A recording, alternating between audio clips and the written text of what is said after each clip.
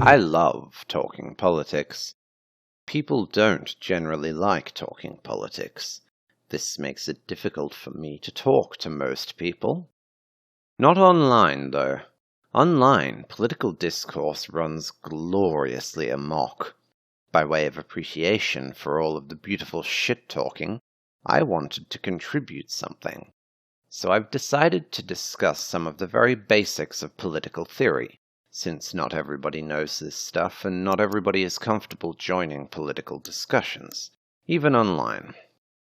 Hopefully this will become a series of videos on different political views, so if this interests you and there is a particular party or ideology you want to know more about, let me know in the comments.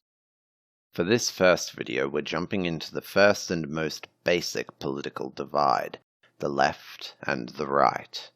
It has become commonplace for commenters to hurl the words leftist or right-wing at their political opponents as an insult.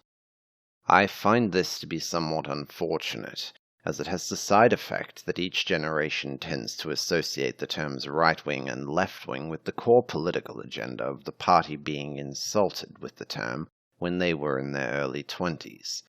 For example, one generation might consider the left to be a bunch of hippies, and the right to be warmongers, while the next generation might tell you that the left is all about welfare handouts and the right is all about austerity. There are many, I'm sure, who would claim to have a solid grasp of what the left and right truly are, but would be surprised to discover that free market capitalism was actually advocated and established by the left. So what are they, and what defines the difference between them? The terms were established around the French Revolution, though similar political movements were happening around the American and British revolutions.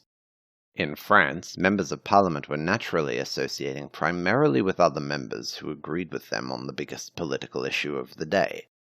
The House divided itself such that members who were pro-revolution sat on the left, and members who were pro-monarchy sat on the right. There have been multiple interpretations of what the terms mean, hinging on this basic split, that it is a matter of class, that it is progressivism versus conservatism, that it is socialism versus capitalism. At its heart, it began as a matter of liberalism versus conservatism. This may confuse or annoy some people who live in a country, as I do, where the major right-wing political party are called liberals. But don't worry, there is a reason for that.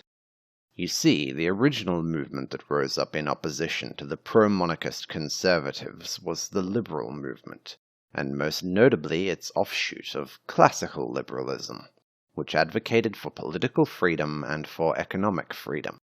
The model for individuals to have economic freedom from the state under classical liberalism is called capitalism, and all in all, it's been a bit of a hit.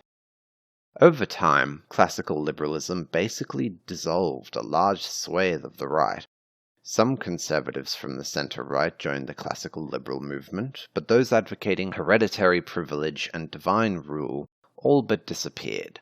The decline of the old guard is what has opened the way for liberalism to become the new right wing. As new ideologies have formed with a greater focus on social justice, which have been considered to be further left.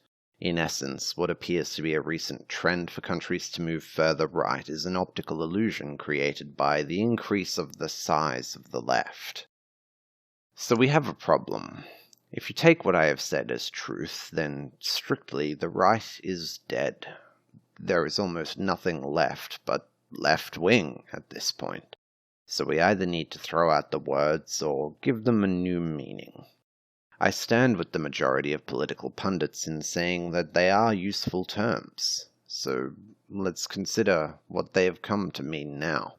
The schisms I mentioned earlier all work to some extent, but for my money I prefer to think of the divide in terms of personal rights versus economic rights, usually attended by a belief from the right that economic freedom leads to personal freedom, and from the left that personal freedom would obviate the need for economy.